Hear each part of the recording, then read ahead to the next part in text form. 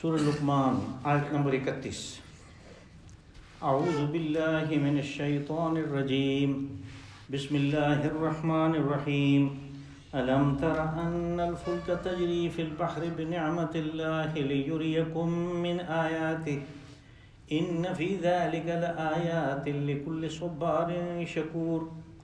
وَإِذَا غَشِيَهُم مَّوْجٌ كَالظُّلَلِ دَعَوُا اللَّهَ مُخْلِصِينَ لَهُ الدِّينَ فَلَمَّا نَجَّاهُمْ إِلَى الْبَرِّ فَمِنْهُم مُّقْتَصِدٌ وَمَا يَجْحَدُ بِآيَاتِنَا إِلَّا كُلُّ خَتَّارٍ كَفُورٍ۔ يَا أَيُّهَا النَّاسُ اتَّقُوا رَبَّكُمْ وَاخْشَوْا يَوْمًا لَّا يَجْزِي وَالِدٌ عَن وَلَدِهِ وَلَا مَوْلُودٌ هُوَ جَازٍ عَن وَالِدِهِ شَيْئًا إِنَّ وَعْدَ اللَّهِ حَقٌّ فَلَا تَغُرَّنَّكُمُ الْحَيَاةُ الدُّنْيَا وَلَا يَغُرَّنَّكُم بِاللَّهِ الْغَرُورُ۔ إِنَّ اللَّهَ عِندَهُ عِلْمُ السَّاعَةِ وَيُنَزِّلُ الْغَيْثَ وَيَعْلَمُ مَا فِي الْأَرْحَامِ وَمَا تَدْرِي نَفْسٌ مَاذَا تَكْسِبُ غَدًا وَمَا تَدْرِي نَفْسٌ بِأَيِّ أَرْضٍ تَمُوتُ إِنَّ اللَّهَ عَلِيمٌ خَبِيرٌ۔ صدق اللہ العظیم۔ الم تر ان الفلک تجری فی البحر بنعمت اللہ لیریکم من آیاتہ۔ کیا آپ نے دیکھا نہیں کہ کشتی دریاؤں میں چلتی ہے؟ اللہ کی نعمت اور فضل ہے، اور یہ اس لیے ہے کہ تمہیں اپنی نشانیاں دکھائے۔ ان فی ذلک لآیات لکل صبار شکور، اور بے شک اس میں نشانیاں ہیں ان لوگوں کے لیے جو صبر اور شکر کرنے والے ہیں۔ وَإِذَا غَشِيَهُم مَّوْجٌ كَالظُّلَلِ دَعَوُا اللَّهَ مُخْلِصِينَ لَهُ الدِّينَ، اور اسی کشتی میں جب مسافروں کو ڈھانپ لیتی ہیں موجیں صاحبانوں کی طرح، تو پھر وہ اللہ کو یاد کرتے ہیں، اس کے ساتھ اطاعت کا عہد کرتے ہوئے خالص۔ فَلَمَّا نَجَّاهُمْ إِلَى الْبَرِّ فَمِنْهُم مُّقْتَصِدٌ، اور جب انہیں خشکی کی طرف نجات دے دی جاتی ہے تو پھر ان میں سے بہت سے ہیں جو راہ پہ چلتے ہیں لیکن اکثر بے راہ ہو جاتے ہیں۔ وَمَا يَجْحَدُ بِآيَاتِنَا إِلَّا كُلُّ خَتَّارٍ كَفُورٍ، اور اللہ کی آیات کا جو انکار کرنے والے ہیں وہ سوائے ان لوگوں کے جو خطار ہیں، یعنی عہد شکن ہیں اور ناشکر ہیں، اور کوئی نہیں ہے۔ یا ایھا الناس اتقوا ربکم واخشوا یوما لا یجزی والد عن ولدہ، اے لوگو ڈرو، تقوی اختیار کرو اپنے رب کا، اور ڈرو اس دن سے کہ جس دن کوئی والد کسی بیٹے کے کام نہیں آئے گا، ولا مولود هو جاز عن والدہ شیئا، اور نہیں کوئی بیٹا کسی باپ کے ذرا بھی کام آ سکے گا۔ ان وعد اللہ حق فلا تغرنکم الحیات الدنیا، اللہ کا وعدہ شدنی ہے، وہ ہو کے رہے گا، بس دنیا کی زندگی تمہیں کسی دھوکے میں نہ ڈالے گا۔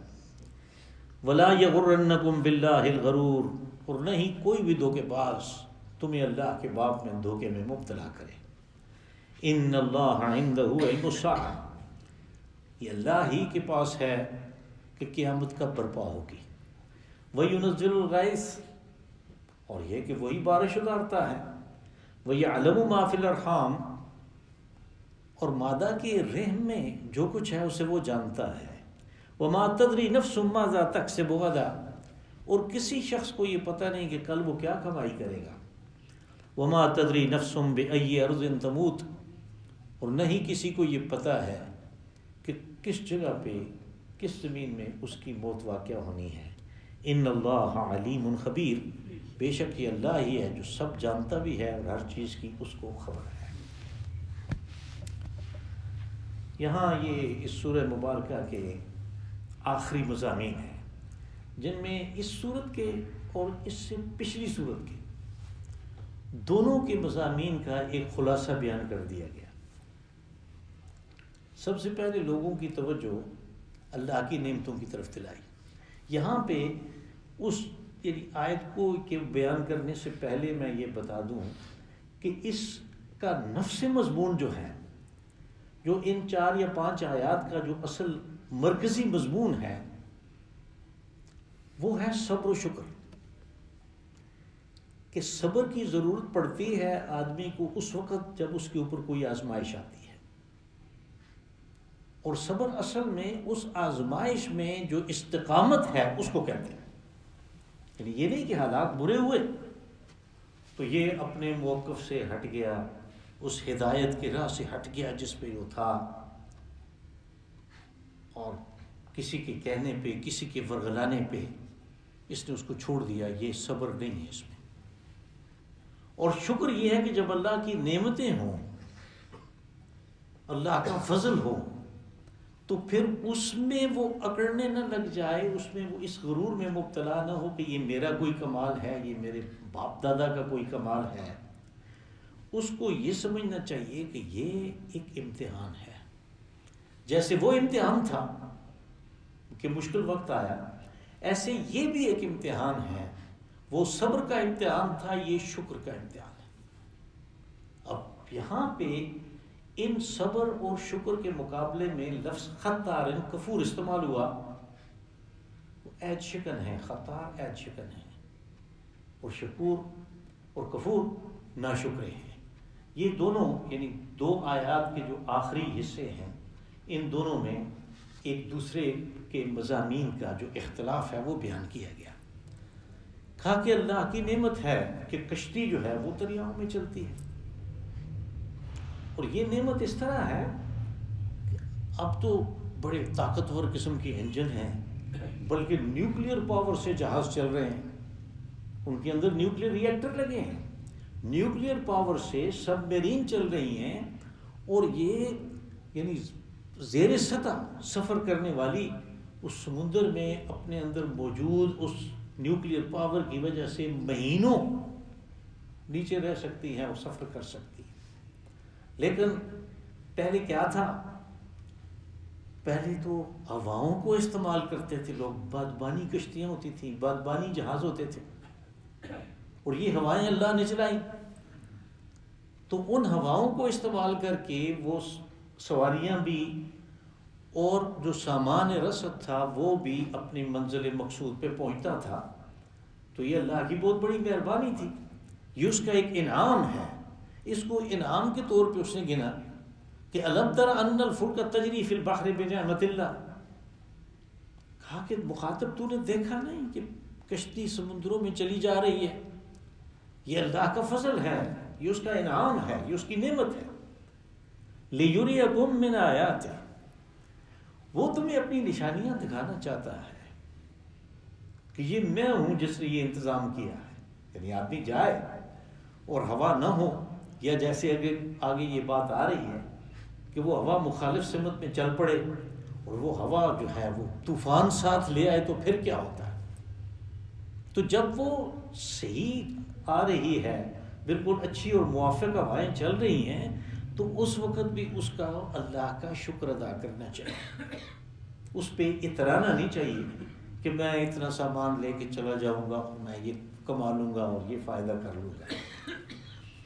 کہا کہ اس میں وہ اپنی نشانیاں تمہیں دکھانا چاہتا ہے۔ ان فی ذلک لآیات لکل صبار شکور، صبار جو ہے یہ صابر سے مبالغہ کا صیغہ ہے، یعنی اس میں یہ جو کشتی چلتی ہے، اللہ کا جو انعام و اکرام ہوا لوگوں پہ کہ وہ کاروبار کر سکتے ہیں اس کے ذریعے سے، کہا کہ اس میں نشانیاں ہیں ان لوگوں کے لیے جو ثابت قدم ہیں، یعنی صبر کرتے ہیں، اور شکور جو اللہ کا شکر ادا کرتے ہیں۔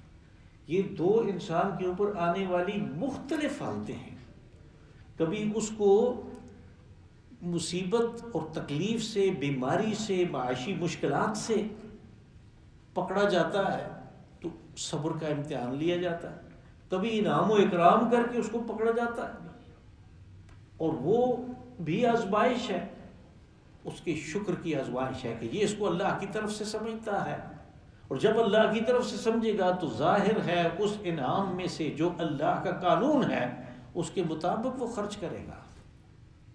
اگر وہ کہتا رہے زبان سے کہ یہ اللہ کا بڑا انعام ہوا میرے اوپر، لیکن قانون جو اس نے بنایا ہے مال کے خرچ کرنے کا، ان انعامات کے، ان فضائل کے خرچ کرنے کا جو اس کو عطا کر رکھے ہیں، اگر اس قانون کے مطابق نہیں چلتا تو یہ اس کا زبانی شکر جو ہے، جو الحمدللہ کرتا رہتا ہے، یہ قابل قبول نہیں ہے۔ یہ جب قابل قبول ہوگا کہ اس کے عمل سے بھی یہ چیز ظاہر ہو، اور عمل سے ظاہر ضرور ہونی چاہیے۔ زبان سے سستی ہو بھی جاتی ہے، زبان کسی اور طرف بھی لگے گا، لیکن عمل سے یہ چیز ظاہر ہونی چاہیے۔ اس میں صبار اور شکور ہے۔ وَإِذَا غَشِيَهُم مَّوْجٌ كَالظُّلَلِ دَعَوُا اللَّهَ مُخْلِصِينَ لَهُ الدِّينَ، کہا کہ انہی مسافروں کو جو موافق ہواؤں کی وجہ سے اپنی منزل کی طرف بڑھ رہے تھے اس کشتی میں، جب کوئی طوفان آ گرتا ہے، غشیہم موج، ان کو ڈھانپ لیتی ہیں موجیں، کالظلل، جیسے سائبان ہو۔ اب سائبان تو اوپر ہوتے ہیں، موج تو سائڈ میں چلتی ہے، لیکن کبھی کبھار وہ اتنی بلند ہو جاتی ہے اور اتنی مخالف سمت سے چلتی ہے کہ ایسے نظر آتا ہے کہ یہ دونوں کشتی کے اوپر چڑھ جائیں گی اور وہ تو ڈوب جائے گی۔ تو یہ انتہائی خوف و ہراس کی کیفیت ہے، کالظلل، جیسے سائبان ہے۔ دعوا اللہ مخلصین لہ الدین، الدین سے مراد یہاں اطاعت ہے، یعنی پھر وہ اللہ کو خالص اللہ کو یاد کرتے ہیں۔ اس وقت ان کے وہ دوسرے جو انہوں نے گھڑ رکھے تھے، وہ جو کہ عارضی چیزیں تھیں، اور اللہ کا تصور اس کے اندر موجود ہے، اس لیے انبیاء کے اور رسولوں کے اور دوسرے لوگوں کے بتانے کے باوجود جب وہ تسلیم نہیں کرتا اس بات کو، تو جب مشکل وقت آتا ہے تو پھر اللہ کو یاد کرتا، اور یاد بھی وہ اس طرح کرتا ہے کہ مخلصین لہ الدین، کہ اطاعت کا عہد کرتے ہوئے اس کے ساتھ، یعنی خالص، اس میں کوئی ملاوٹ نہیں ہوتی کہ میں صرف تیری اطاعت کروں گا۔ فلما نجاہم الی البر فمنہم مقتصد، کہ جب وہ انہیں نجات دے دیتا ہے خشکی کی طرف، نجاہم الی البر، خشکی کی طرف۔ اب یہ نجات کیا ہوا؟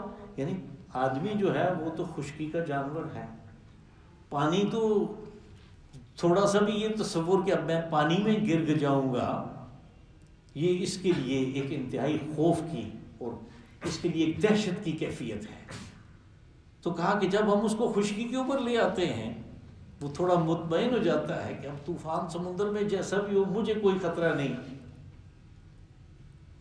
فمنہم مقتصد، کہا کہ اس میں سے پھر کچھ لوگ ایسے ہیں جو صحیح راستے کے اوپر رہتے ہیں۔ مقتصد، اقتصاد، یہ اصل میں درمیان کے لیے استعمال ہوتا ہے، یعنی وہ ادھر ادھر نہیں ہوتے، سیدھے رہتے ہیں، اپنی راہ کے اوپر رہتے ہیں، اور وہ راہ کیا ہے؟ راہ ہدایت ہے۔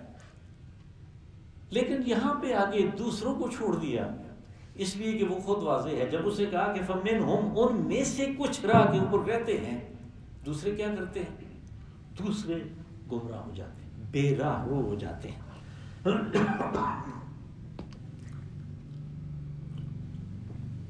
ان کا تذکرہ اس لیے نہیں کیا کہ وہ حذف ہو گیا، حذف کی یہ مثالیں عام ہیں، اب تک تو آپ کو پتہ چل ہی گیا ہوگا۔ وَمَا يَجْحَدُ بِآيَاتِنَا إِلَّا كُلُّ خَتَّارٍ كَفُورٍ، اس ٹکڑے نے اس حذف کو بھی واضح کر دیا کہ اللہ کی آیات کا، اس کی نشانیوں کا جو انکار کرنے والے ہیں وہ کون ہیں؟ خطار کفور، خطر یخطر، یہ استعمال ہوتا ہے بہت زیادہ قسم کی بدعیدی اور عید شکنی کے لیے۔ تو خطار اصل میں اس خاطر سے جو عید شکن ہے، مبالغہ کا صیغہ ہے، تو یہ بالکل اس صبار کے مقابلے میں استعمال ہوا۔ اوپر کی آیت کے آخر میں جو صبار تھا اس کے بالکل مقابلے میں خطار استعمال ہوا، یعنی وہ اس ہم مستقل مزاجی کے ساتھ اس سیدھی راہ کے اوپر رہتے ہیں، صبار،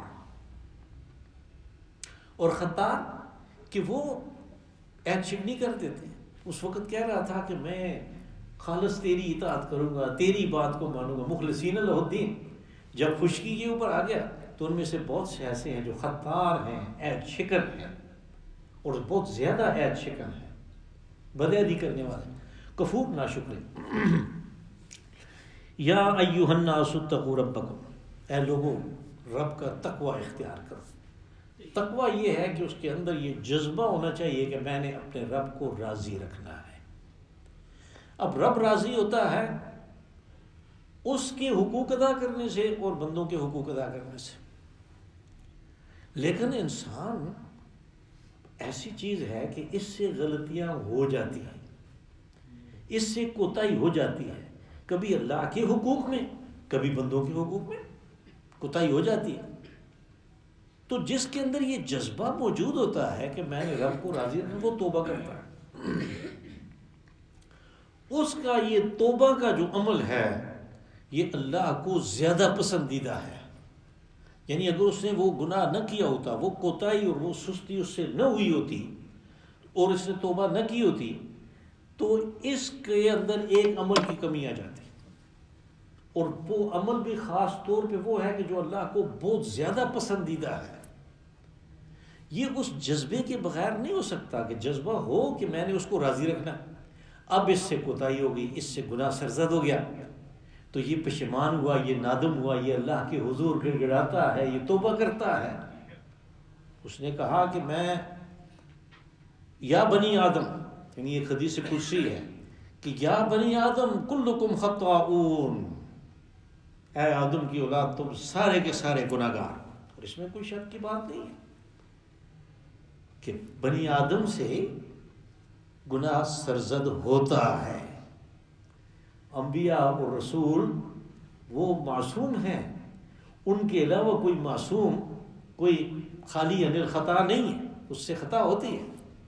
تو اللہ نے کہا کہ یا بنی آدم کلکم خطاؤن، تم میں سے ہر ایک جو ہے وہ گناہگار ہے، لیکن وہ گناہگار جو توبہ کرتا ہے وہ میرے نزدیک زیادہ پسندیدہ ہے۔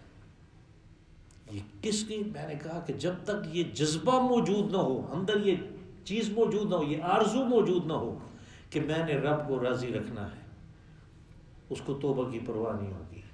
یہ جذبہ جو ہے اس کو تقویٰ کہتے ہیں۔ لوگوں اپنے رب کا تقویٰ اختیار کرو۔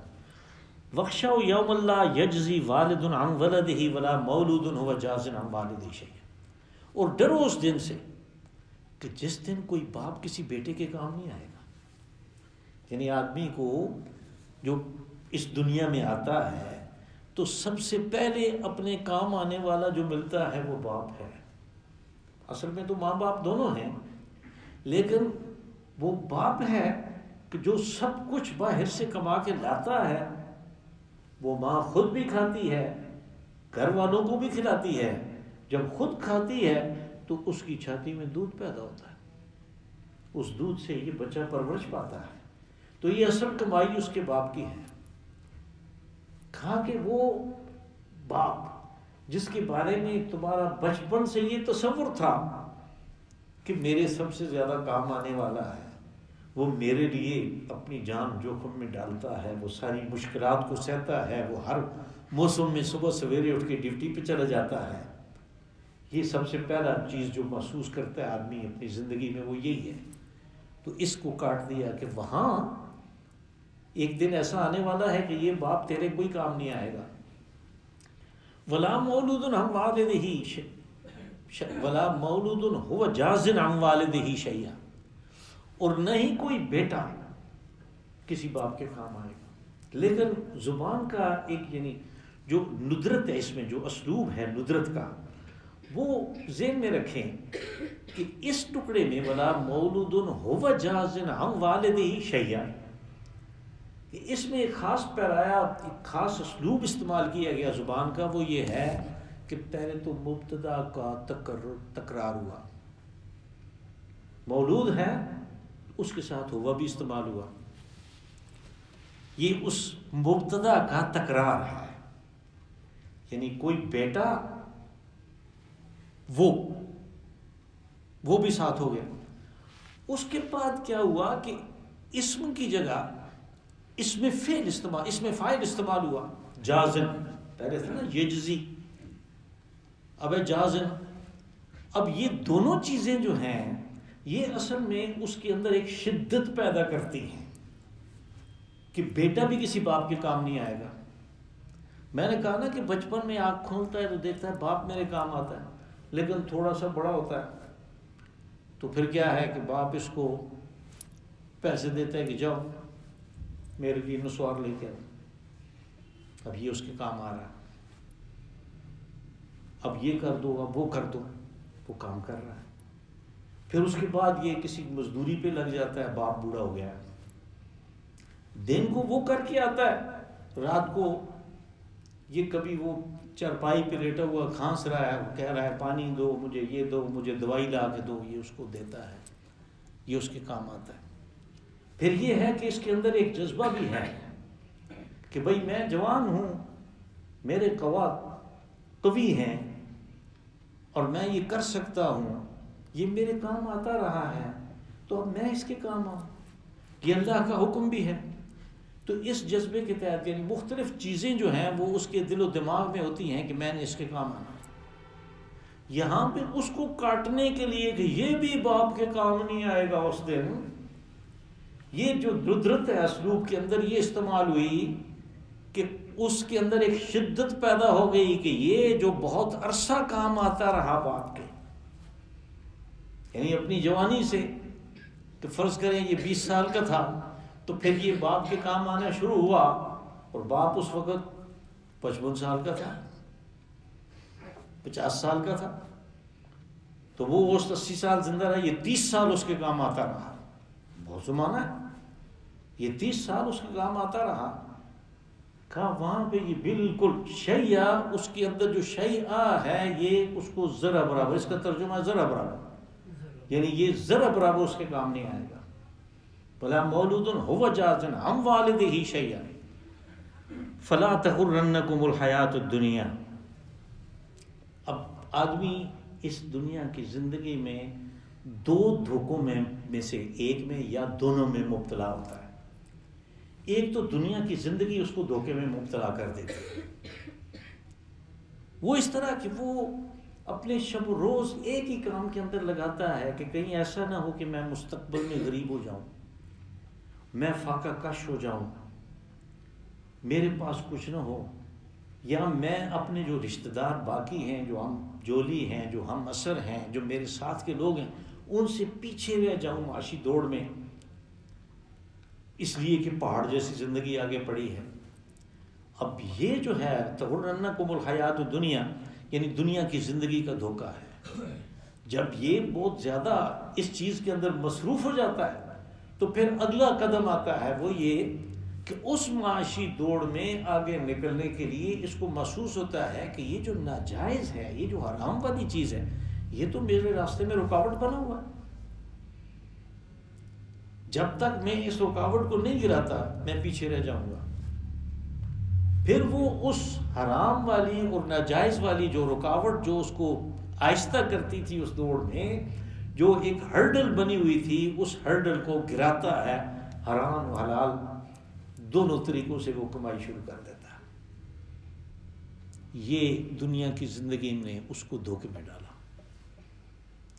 دوسرا دھوکہ جس میں آدمی مبتلا ہوتا ہے وہ اصل میں اسی کا اگلا سٹیپ ہے کہ جب وہ حرام و حلال میں تمیز اٹھ جاتی ہے، وہ سب کچھ شروع کر دیتا ہے، تو پھر اس کو شک پیدا ہونا شروع ہو جاتا ہے کہ کیا پتہ نہیں قیامت برپا ہو بھی کی کہ نہیں، کو پتہ نہیں کسی کا حساب کتاب ہونا ہے، یہ مٹی میں مٹی مل گیا، بس یہی ہے جو مقابلے کی زندگی ہے، بس یہی ہے، اسی میں جو کچھ کمانا ہے کما لینا ہے۔ یہ پھر اس سے اگلا قدم ہے، اس کو کہا کہ وَلَا تَغُرَّنَّكُمْ بِاللَّهِ الْغَرُورُ، کہ اللہ کے بارے باب میں کوئی چیز تمہیں دھوکے میں مبتلا نہ کرے۔ اور یہی اسی قسم کے الفاظ جو ہیں وہ ابلیس کے لیے بھی استعمال ہوتے ہیں کہ وہ بھی آدمی کو دھوکے میں مبتلا کر دیتا ہے، اپنے وسوسوں کے ذریعے سے دھوکے میں مبتلا کر دیتا ہے کہ کوئی بات نہیں، سب لوگ یہ کام کر رہے ہیں، یعنی یہ وسوسہ اندر پیدا ہوتا ہے، یہ اصل میں شیطانی وسوسہ ہے کہ سب لوگ یہ کر رہے ہیں تو کیا ہے، یعنی سب کے کرنے سے وہ ناجائز چیز جو ہے وہ جائز کبھی نہیں ہوتی، اس میں یہ جمہوریت والی بات نہیں ہے کہ چونکہ زیادہ لوگوں نے ووٹ دے دیا اس کو اس لیے یہ جائز ہو گیا، نہیں، جو ناجائز اس کو اللہ نے قرار دیا وہ ناجائز ہی رہتا ہے۔ تو کوئی دھوکہ اللہ کے باب میں دینے والا بھی تمہیں دھوکے میں مبتلا نہ کرے۔ میں نے گزارش کی کہ یہ جو دو چیزیں ہیں، دنیا کی زندگی اور اللہ کے باب میں دھوکہ، یہ جو ہے یہ آدمی کو یعنی ٹھوکر اثر لگتی ہے تو ان چیزوں سے۔ آگے اس کا توڑ بتایا کہ ان اللہ عندہ علم الساعہ، کہ وہ دھوکے میں مبتلا کرتا ہے، پتہ نہیں قیامت ہونی بھی ہے کہ نہیں، کوئی اٹھے گا، کوئی زندہ کرے گا نہیں کرے گا، کوئی پتہ ستہ نہیں ہے۔ تو کہا کہ یہ چیز جو ہے کہ چونکہ قیامت کے وقت کا پتہ نہیں ہے کب ہوگی، تو یعنی اس کے نہ ہونے کی یہ کوئی دلیل نہیں ہے، اس کے نہ ہونے کی یہ کوئی دلیل نہیں ہے۔ دوسری جگہوں پہ اس کی مثال دی کہ جب کوئی مادہ اس کا جو حمل ٹھہر جاتا ہے، پریگننسی ہوتی ہے، تو وہ حبلہ جو ہے وہ ہر ایک کو پتہ ہے کہ یہ بچہ دے گی، اس کے رحم میں استقرار حمل ہو چکا ہے، لیکن کب ہوگا یہ کسی کو بھی پتہ نہیں ہے۔ اب وہ کب ہوگا کسی کو پتہ نہیں ہے، اس کا یہ مطلب نہیں کہ بچہ ہی نہیں ہوگا۔ اسی طرح جب بادل آتا ہے تو پتہ چلتا ہے کہ اس میں گرج چمک ہے، بارش ہوگی، کب ہوگی، کتنی ہوگی، کس جگہ پہ ہوگی، یہ کسی کو پتہ نہیں۔ اب اس کا پتہ نہ ہونے کا یہ مطلب نہیں ہے کہ بارش ہی نہیں ہوگی۔ اللہ حاصل کیا، بہت سی چیزیں ایسی ہیں کہ جن کے بارے میں آدمی کو معلوم نہیں ہے، لیکن یہ اس کو پتہ ہے کہ یہ ہوگا۔ اب اسی طرح قیامت کی بات ہے کہ جب اللہ نے کہہ دیا کہ یہ ہوگی، اور یہاں پہ اس کے لیے وہ بات آئی کہ ان وعد اللہ حق، جس کو میں چھوڑ گیا تھا، جس ٹکڑے کو کہا کہ اللہ کا وعدہ شد نہیں ہے۔ اس نے کہا میں قیامت برپا کروں گا، میرے کامل عدل کا ظہور ہوگا، اس لیے کہ اس دنیا میں وہ عدل ظاہر نہیں ہو رہا۔ اب یہ ہے کہ اللہ عادل ہے، العادل جل جلالہ۔ اب اس کے جو اسماء الحسنی ہیں جو آپ پڑھتے ہیں، ان میں ہے ایک نام العادل جل جلالہ، العدل جل جلالہ۔ تو وہ عدل کہاں گیا، جس کی وہ میں کئی دفعہ یہ مثال دے چکا ہوں کہ اگر ایک 70 سال کا آدمی ایک کلاشنکوف پکڑ کے 20 25 30 آدمیوں کو 50 آدمیوں کو مار دیتا ہے، ہوتے رہتے ہیں یہ ڈسکریمنیٹ فائرنگ جس کو کہتے ہیں، کہ دیکھے سنے بغیر اس نے فائرنگ کر دی، وہ مر گئے، کیا کریں گے آپ، اس کا کیا کریں گے؟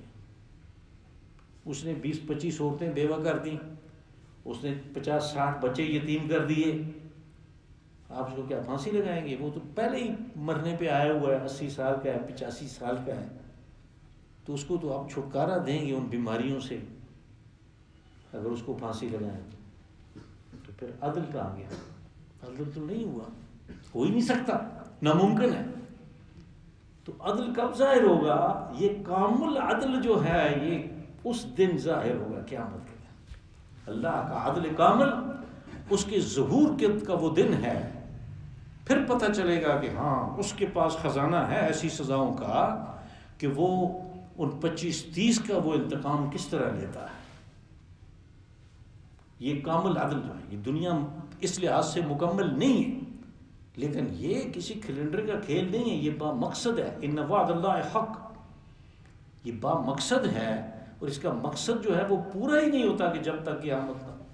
پھر اس نے کہا کہ ان اللہ عندہ علم الساعہ، کہ قیامت کب برپا ہوگی، کس طرح برپا ہوگی، لوگوں کو کیسے اٹھایا جائے گا، کیسے ان کو ایک میدان میں اکٹھا کیا جائے گا، کس طرح حساب کیا جائے گا، جس کے بارے میں اس نے کہا کہ ان اللہ سریع الحساب، کہ وہ حساب چکانے میں بہت تیز ہے، بہت جلد کرے گا۔ یہ سارا جو ہے یہ اس کو پتہ ہے، اس کو کہا ان اللہ عندہ علم الساعہ، کہ قیامت کا جو معلومات ہیں، جو اس کا علم ہے، وہ اللہ کے پاس ہے۔ وَيُنَزِّلُ الْغَيْثَ، اور اس کا برپا ہونا ایسے ہی ہے جیسے بارش برستی ہے، اور یہی اللہ ہے، وَيُنَزِّلُ الْغَيْثَ، جو کہ بارش برساتا ہے، وَيَعْلَمُ مَا فِي الْأَرْحَامِ، اور وہی جانتا ہے کہ رحم مادر میں کیا ہے۔ یہاں پہ یعنی ایک سطحی قسم کی چیز جو ہے، اس بات کا میں ازالہ کر دوں کی جو سونوگرافی ہوتی ہے اس سے کچھ نہ کچھ اندازہ کر لیتے ہیں کہ نر ہے یا مادہ ہے. تو اس کا یہ مفہوم نہیں ہے ان اللہ عنده علم الساعة ويعلم ما في الارحام کہ وہ جو رحم مادر میں ہے اس کو وہ جانتا ہے. تو ہم کہیں کہ نہیں ہم نے بھی تو جان لیا کہ یہ نر ہے یا مادہ ہے. تو یہ کوئی معلومات نہیں. وہ کس قسم کا وہ آدمی ہوگا. مثال کے طور پہ وہ عورت ہے جس کے رحم میں بچہ ہے تو وہ صرف عورت اور مرد کی بات نہیں ہے. وہ لائق ہوگا کہ نالائق ہوگا. وہ صحیح راستے پہ چلنے والا ہوگا یا غلط راستے پہ چلنے والا ہوگا. وہ غصے والا ہوگا, وہ نفرت والا ہوگا, وہ تکبر والا ہوگا, وہ بغض والا ہوگا, یا اس کے برخلاف وہ لوگوں میں جو نصیحتیں بانٹنے والا, ان سے ہمدردی کرنے والا, ان کے حقوق کو ادا کر. یہ کس کو پتہ ہے؟ یہ کسی کو پتہ نہیں ہے.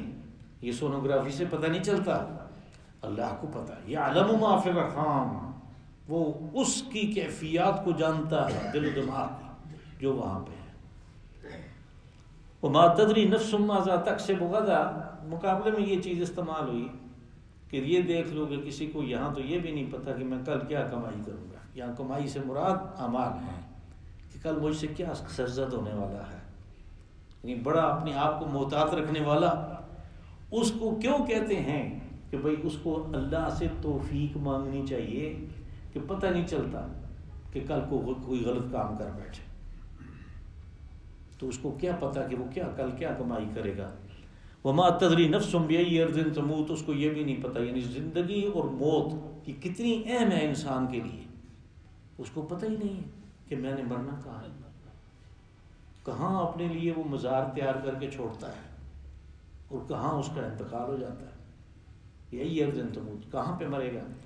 ان اللہ علیم خبیر, بے شک اللہ ہی ہے کہ جس کو سارا علم بھی ہے اور ہر چیز کی خبر بھی ہے. یہاں پہ اس صورت کا اور اس سے پچھلی کا بھی وہ تمام ہوا تفسیر. جو بات حق کے مطابق ہوئی تو وہ اللہ کی توفیق سے ہے, اور جو ادھر ادھر کی بات میرے منہ سے نکل گئی تو میرے مطالعے کی کمی کی وجہ سے اللہ پاک اس کے وبال سے مجھے اور آپ سب کو بچائے. اللہم آنس وحشتنا فی قبورنا, اللہم ارحمنا بالقرآن العظیم.